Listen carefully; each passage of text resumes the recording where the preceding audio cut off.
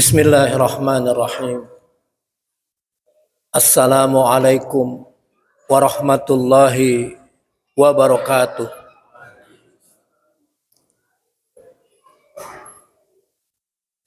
Innal hamdalillah nahmaduhu wa nasta'inuhu wa nastaghfiruh wa na'udzu billahi min syururi anfusina wa min sayyiati a'malina. Man yahdihillahu fala mudhillalah wa man yudlil fala hadiyalah. Asyhadu an la ilaha illallah wahdahu la syarikalah wa asyhadu anna Muhammadan abduhu wa rasuluh la nabiyya ba'dah. Allahumma salli wa sallim ala Muhammadin wa ala alihi wa ashabihi wa man tabi'ahum bi ihsani ila yaumiddin. Amma ba'du fa ya ibadallah, jamaah Masjid At-Thayyibah yang kami muliakan, bapak-bapak dan ibu-ibu shaimin yang saya hormati. Kita seringkali lalu khawatir dengan penyakit jasmani, tetapi kurang memperhatikan penyakit kalbu atau penyakit hati. Kalau kita sakit kepala aja sedikit, buru-buru cari obat, bodrek.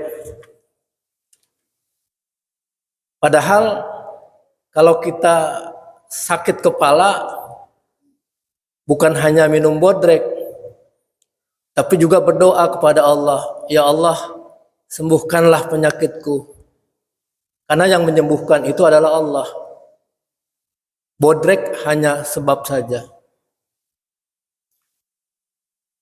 Padahal urgensi membersihkan hati itu sudah ada, diajarkan oleh para ulama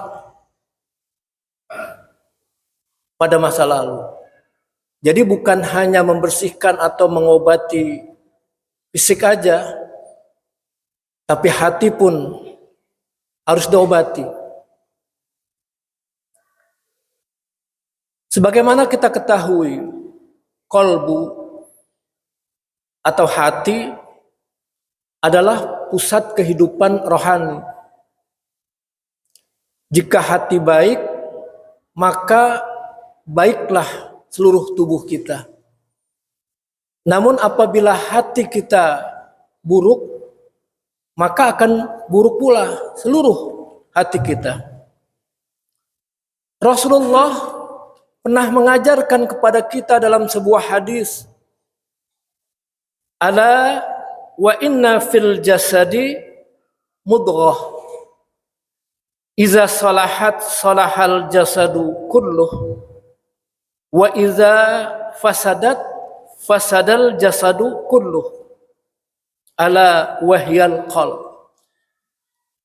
Ketahuilah bahwa di dalam jasad itu yang disebut oleh Rasulullah adalah jasad jasmani. Ada segumpal daging yang apabila dia baik, maka akan baik seluruh tubuh kita. Dan apabila dia rusak, maka rusaklah seluruh jasad kita. Apa itu? Itulah qalb. Lalu banyak yang bertanya di hadis ini, kenapa Rasulullah menyebutkan ada kolbu di dalam jasad dan dikatakan sebagai segumpal daging. Lalu di akhir Rasulullah mengatakan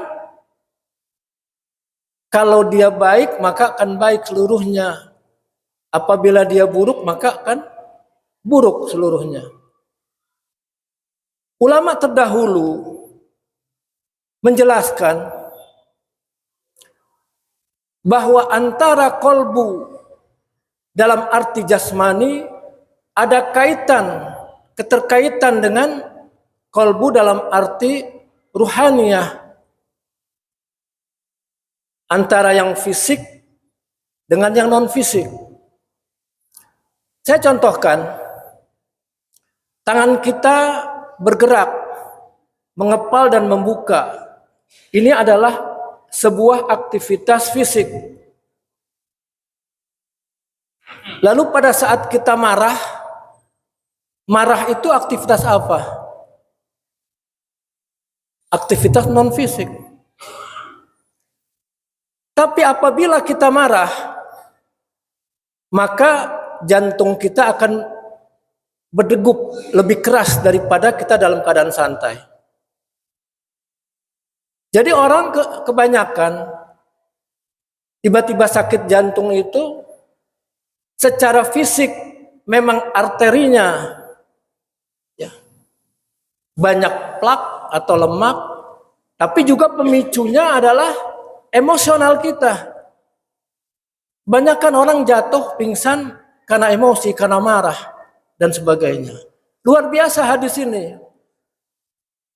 14 abad yang lalu Nabi sudah bersabda tentang ini. Bahwa antara kolbu dalam arti fisik ada kaitan dengan kolbu dalam arti non fisik. Kalau Al-Ghazali mengatakan ibarat istana dengan rajanya. Istana adalah sebuah bangunan yang megah, ada yang memerintahkan, dialah rajanya. Itulah kaitan antara kolbu dalam arti fisik dan kolbu dalam arti non fisik. Allah menegaskan bahwa keselamatan di hari kiamat bukan ditentukan oleh harta kita yang banyak dan juga bukan kedudukan kita yang tinggi, melainkan oleh hati yang bersih. Allah Subhanahu wa taala berfirman, "A'udzubillahi minasyaitonirrajim. Yauma la yanfa'u malum wala banun illa man atallaha biqalbin salim." Hati yang baik, hati yang selamat ya. Pada hari ketika harta dan anak-anak tidak berguna, kata Allah, di hari kiamat nanti, kecuali orang yang datang kepada Allah dengan membawa qalbun salim, hati yang baik, hati yang bersih, hati yang selamat. Ini ada di Al-Quranul Karim, Al-Quran yang merupakan pedoman kita. Quran surat Asy-Syu'ara ayat 88 dan 89.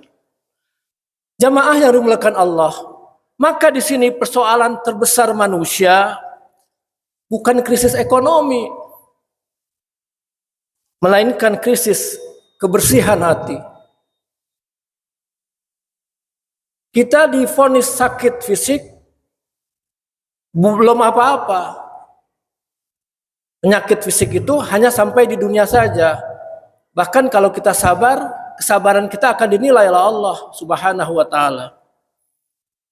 Sehubungan dengan pembahasan kali ini, saya mengambil referensi dari sebuah buku yang disebut Tazkiyatun Nafs karya Said Hawa. Jadi tema inti dalam kitab tersebut adalah penyucian jiwa dalam Islam. Tasawuf yang berlandaskan Al-Quran dan hadis. Memang disiplin ilmu tasawuf zaman Rasulullah belum ada. Tapi disiplin ilmu qiraah, tajwid juga belum ada. Al-Quran pun belum dicetak seperti sekarang ini dalam bentuk mushaf yang bagus ya. Jadi kita tidak akan memasalahkan itu, tapi kita akan mengambil sedikit dari buku tersebut. Namun sebelum itu, saya informasikan bahwa Said Hawa itu lahirnya di Suriah tahun 1935 dan wafat pada tahun 1989. 54 tahun usianya tapi sudah mengarang kitab yang banyak. Salah satunya Tazkiyatun Nafs. Sekarang saya akan lanjutkan dengan beberapa penyakit hati berdasarkan kitab ini. Kalau diambil semua banyak. Yang pertama disebutkan penyakit riya,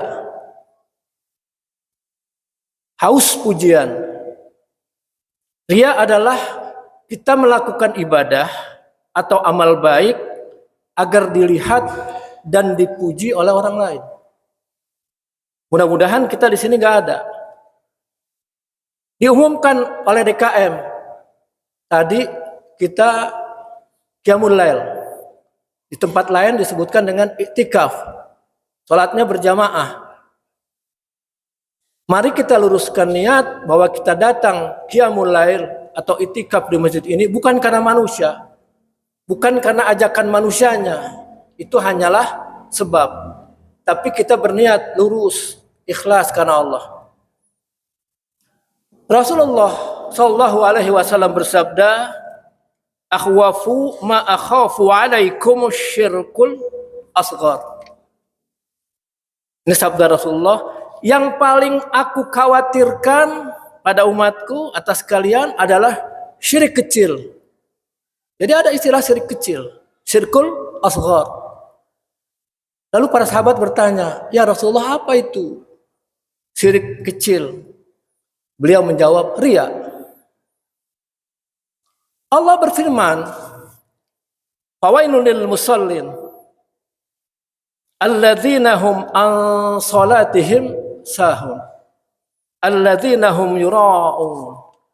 Celakalah orang-orang yang salat, kata Allah. Orang yang salat divonis celaka, yaitu mereka yang lalai dalam salatnya, menunda-nunda salat pada saat salat itu datang. Lalu karena kita sibuk dengan urusan dunia, lewatlah waktu salat. Itu orang lalai. Lalu yang kedua, yura'un, yang riya. Salat karena untuk dilihat manusia. Jamaah yang dimuliakan Allah, penyakit riya itu halus, enggak tampak, enggak ada yang bisa melihat. Ia menyelinap dalam doa-doa kita, menyelinap dalam sedekah kita, bahkan dalam dakwah. Para pendakwah juga punya ujian, penyakit riya yang harus segera dikikis kalau itu muncul terbersit di hati. Ia menjadikan, riya itu menjadikan amal kita jadi bernilai kosong di sisi Allah. Istilah sekarang zong, kosong, habis, gak ada nilainya. Apa contohnya riya? Bersedekah karena ingin disebut dermawan, memperindah bacaan Al-Quran ketika ada orang yang mendengar, rajin ibadah ketika di masjid, setelah pulang ke rumah malas, tidak melakukan ibadah, melakukan amal ibadah hanya untuk mendapatkan pujian. Itu contoh-contoh riya yang ada sehari-hari. Bagaimana mengobati riya? Yang pertama, meluruskan niat sebelum kita beramal. Lalu bertanya kepada diri kita, apakah ibadah yang kita lakukan ini untuk Allah atau bukan untuk Allah, selain Allah?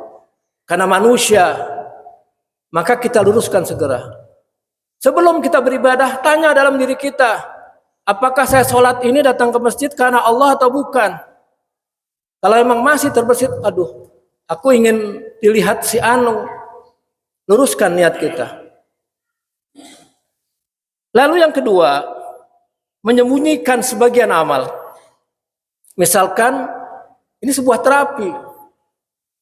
Kita bersedekah secara diam-diam. Ya kalau memang terpaksa ada yang lihat juga, ya memang ini pekerjaan fisik, amal fisik. Ada yang lihat, ya nggak ada masalah. Tapi paling tidak hati kita menyatakan bahwa aku bersedekah ini karena Allah. Luruskan niat. qiyamul lail tanpa dilihat orang di rumah misalkan. Itu terapi. Mengingat bahwa manusia tidak akan bisa memberikan pahala kepada kita. Kan tujuan hidup kita ini bukan dunia, akhirat. Tujuannya pahala dari Allah nanti. Kalau cuman berniat sampai dunia aja ya selesai. Setelah wafat kita tidak akan mendapatkan apa-apa nanti. Lalu pujian manusia tidak bernilai di sisi Allah. Jadi kita fokuskan Allah Rabb. Allah Rabb yang menaungi kita, yang menghidupkan kita, menjaga kita. Dan kita yakin dengan niat yang lurus kita akan diberikan pahala oleh Allah. Jamaah yang dimuliakan Allah. Tidak ada yang mengetahui hati manusia, hanya Allah. Kita tidak mampu, tidak berhak menilai hati manusia. Yang tahu perbuatan kita ria atau bukan hanya Allah dan diri kita sendiri. Orang lain tidak tahu. Lawan dari ria adalah ikhlas karena Allah. Ikhlas. Hanya Allah yang mengetahui seseorang itu ria atau ikhlas. Itu adalah penyakit yang pertama. Kita luruskan niat. Kalau terbersit dalam hati kita ada keinginan-keinginan yang di luar niat ikhlas karena Allah. Penyakit yang kedua, ujub. Al-ujub adalah merasa kagum dan bangga terhadap diri sendiri. Saya kan ilmunya paling banyak. Saya mempunyai kelebihan dibandingkan dengan orang lain. Hal-hal seperti itu harus kita kikis.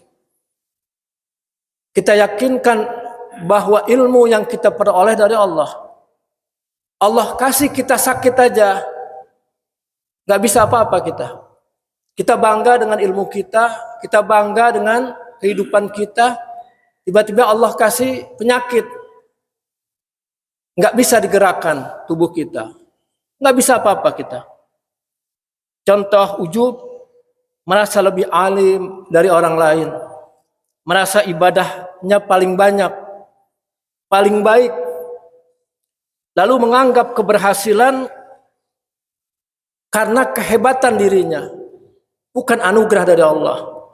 Lalu meremehkan orang lain yang dianggap kurang ibadah, nggak boleh. Ada orang ibadahnya sedikit, nggak boleh, karena kita banyak itu orang sholatnya cuma wajib-wajib aja, selesai sholat wajib pulang, nggak usah. Siapa tahu di rumah dia sholat. Karena Rasulullah mengajarkan juga setelah azan Rasulullah sholat qobliyah, datang ke masjid, panggil Bilal, ayo Bilal kita sholat. Selesai, pulang ke rumah sholat sunnah. Gak ada yang tahu.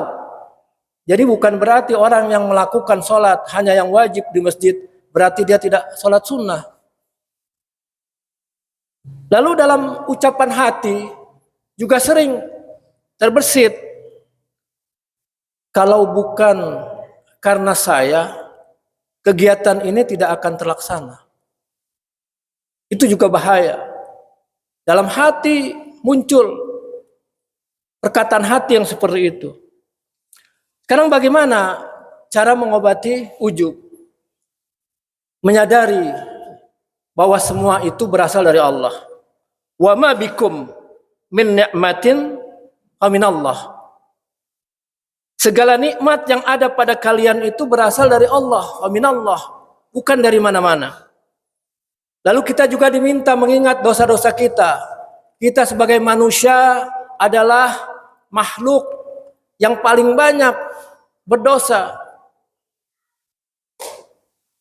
Orang yang selalu mengingat dosanya akan sulit merasa dirinya hebat.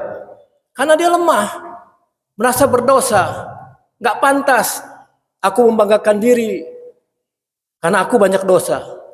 Bahkan orang yang mengakui dirinya banyak dosa lebih baik daripada orang yang merasa bersih. Karena orang yang merasa dirinya kotor, berdosa, menyadari bahwa dia harus menghapus dosa-dosanya, meminta kepada Allah agar dosa-dosanya dihapus.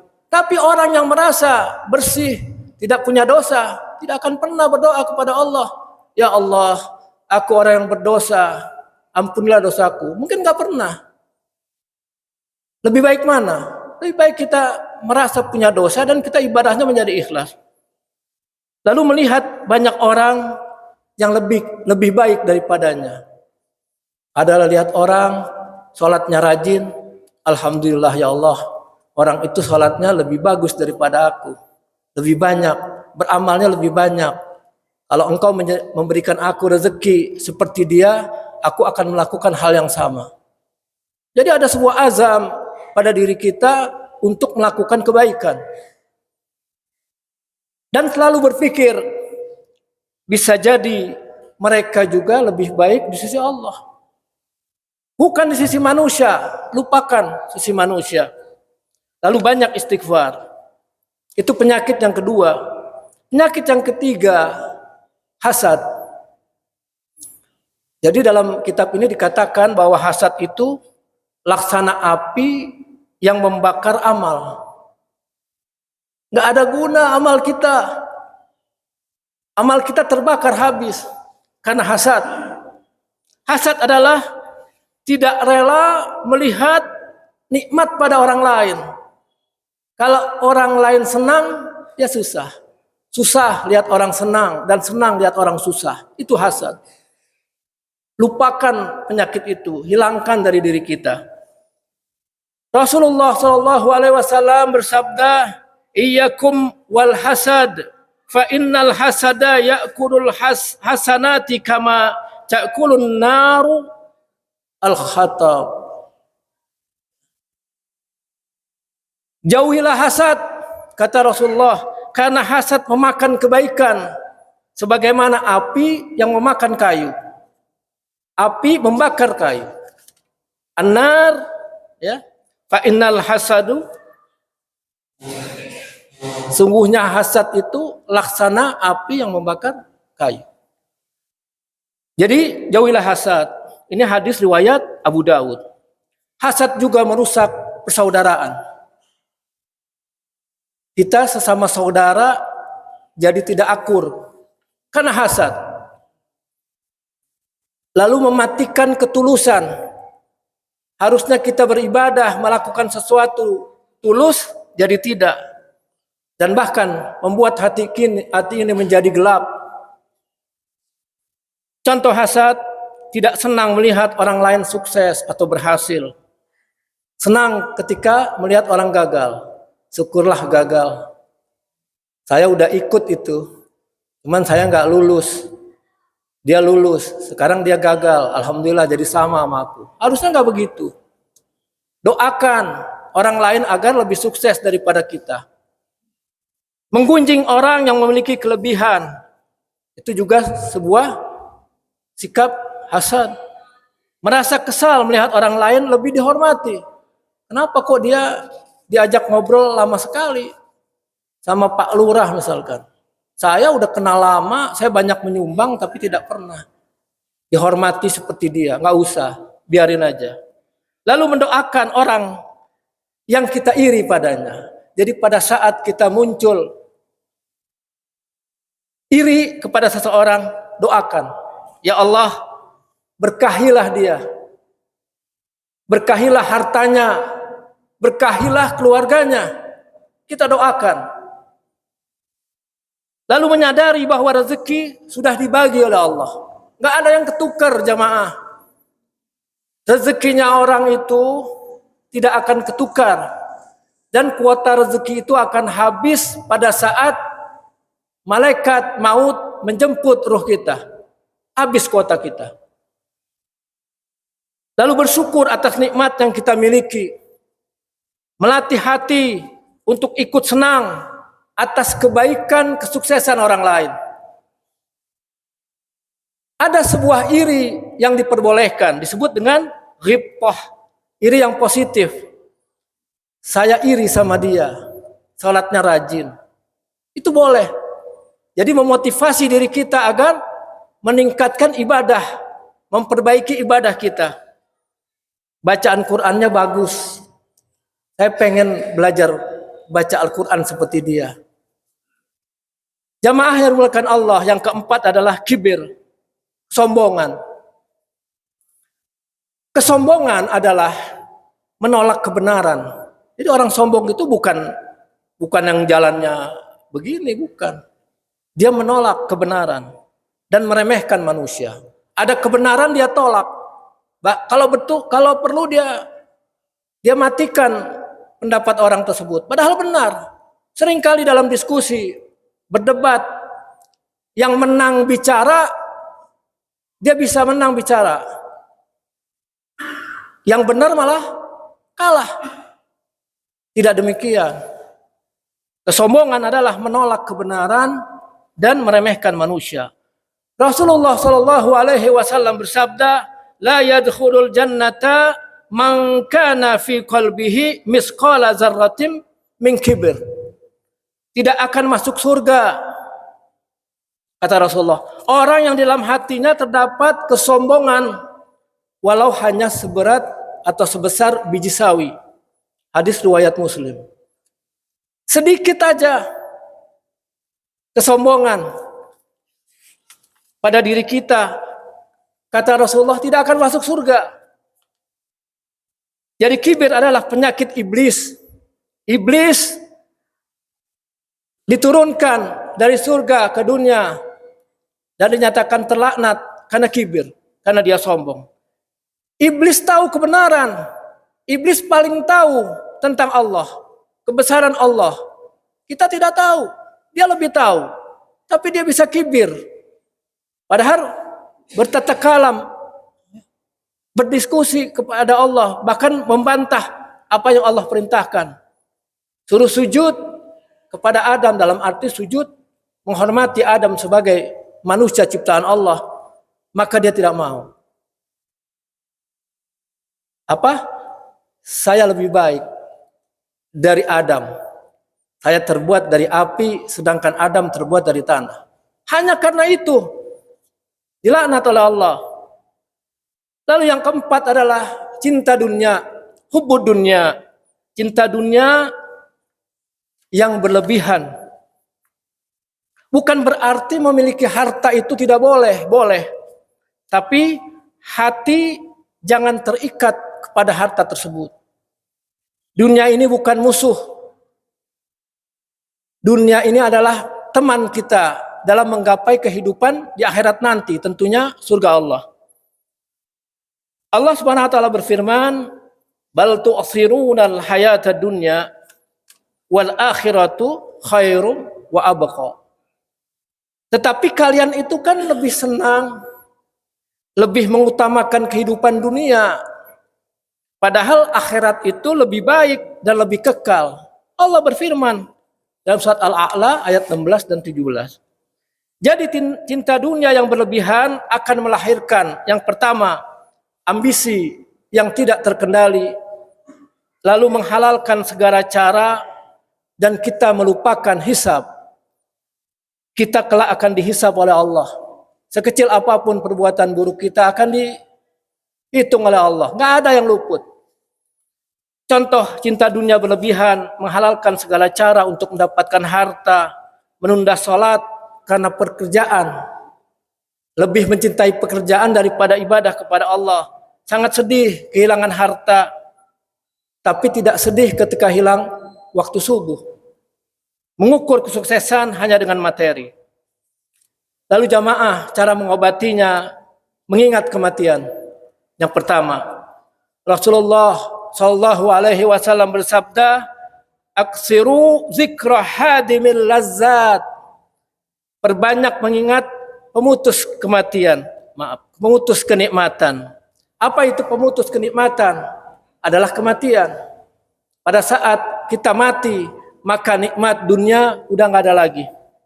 Lalu yang kedua, kita menyadari dunia ini hanya sementara. Allah berfirman, "Wa mal hayatud dunya illa mata'ul ghurur." Sesungguhnya kehidupan dunia itu hanyalah kesenangan yang menipu. Terlihat indah, tapi sebetulnya dia menipu. Lalu memperbanyak sedekah. Karena sedekah itu membantu untuk memutus ketergantungan kita pada harta. Kita tunjukkan kepada Allah bahwa harta kita juga bermanfaat sosial, bukan hanya untuk diri sendiri. Jamaah yang dimuliakan Allah juga menyibukkan diri dengan amal akhirat. Nah, sekarang yang terakhir, bagaimana metode dalam penyucian hati? Ada tahap pertama disebut dengan manhaj tazkiyah ya. Ada 3 tahap. Yang pertama adalah tahliyah, mengosongkan dari penyakit. Jadi hati kita bersihkan, kosongkan. Kalau dalam zikir, kata-kata subhanallah, maha suci Allah, mengosongkan hati kita dari pendapat kita bahwa Allah itu punya keburukan. Juga mengosongkan hati kita dari sifat-sifat yang buruk. Subhanallah. Banyak-banyak berzikir. Mengenali dosa batin. Ya. Kita memahami apa dosa-dosa kita nih yang terkait dengan batin. Lalu kita juga bertobat dengan sungguh-sungguh. Allah Subhanahu wa taala berfirman, "Wa tubu ilallahi jami'an ayyuhal mu'minuna la'allakum tuflihun." Di ujungnya tuflihun. Bertobatlah kalian semua kepada Allah, wahai orang-orang yang beriman, agar kalian beruntung. Di mana beruntungnya? Bukan hanya di dunia tapi di akhirat. Baca surat An-Nur ayat 31. Jadi taubat bukan hanya dari zina, membunuh, menipu, melakukan riba, tetapi juga dari riya, haus pujian, dari hasad, dengki, dari ujub, bangga diri, dan kibar sombong, serta juga hubud dunia. Lalu langkah yang kedua, tahliyah. Yang tadi pakai kha, yang kedua pakai ha. Tahliyah menghiasi hati kita dengan akhlak yang mulia. Setelah kita kosongkan, kita hiasi hati kita dengan akhlak yang mulia. Rasulullah bersabda, "Innama bu'istu liutammima makarimal akhlak." Jadi sesungguhnya aku diutus, kata Nabi, yang utama liutammima makarimal akhlak, untuk memperbaiki akhlak manusia. Itu sabda Rasulullah.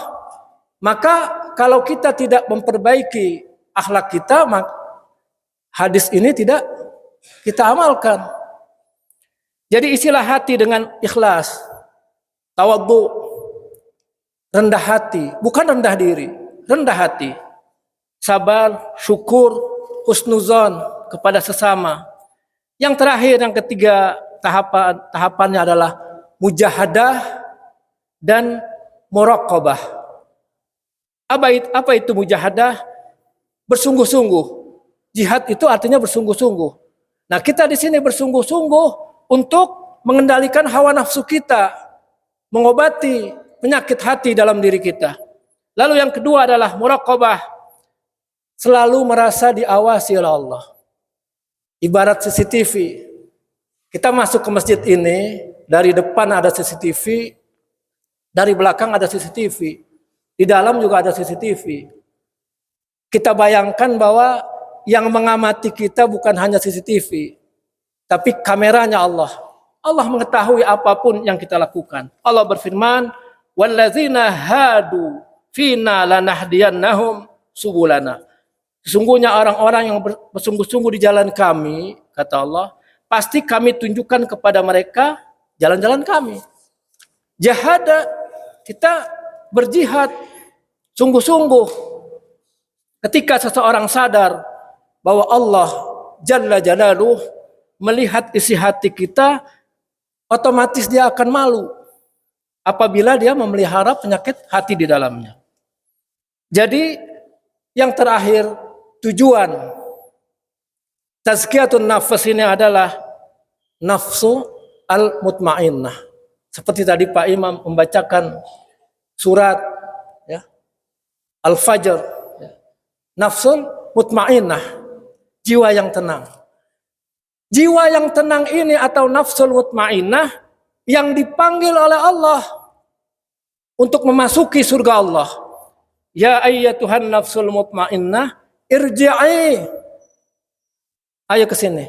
Illa rabbiki radiyatan mardiyah. Wahai jiwa yang tenang, kembalilah kepada Tuhanmu dengan ridha dan diridhoi. Ya. Fadkhuli fi ibadi wadkhuli jannati. Allah memanggil jiwa yang tenang untuk memasuki surganya, bukan yang lain. Jadi jamaah yang kalian mulakan, hati yang bersih, tidak mudah tersinggung, tidak mudah iri, dengki, tidak silau oleh dunia, dan tidak gelisah oleh ujian. Dia hidup di bumi, namun terhubung ke langit. Mungkin itu yang bisa saya sampaikan. Apabila bermanfaat, maka itu datangnya dari Allah. Apabila ada kesalahan, itu karena kebodohan saya. Subhanakallahumma bihamdik, asyhadu an la ilaha illa anta, nastaghfiruka wa natubu ilaik. Billahi taufiq wal hidayah wal afu minkum. Wassalamualaikum warahmatullahi wabarakatuh.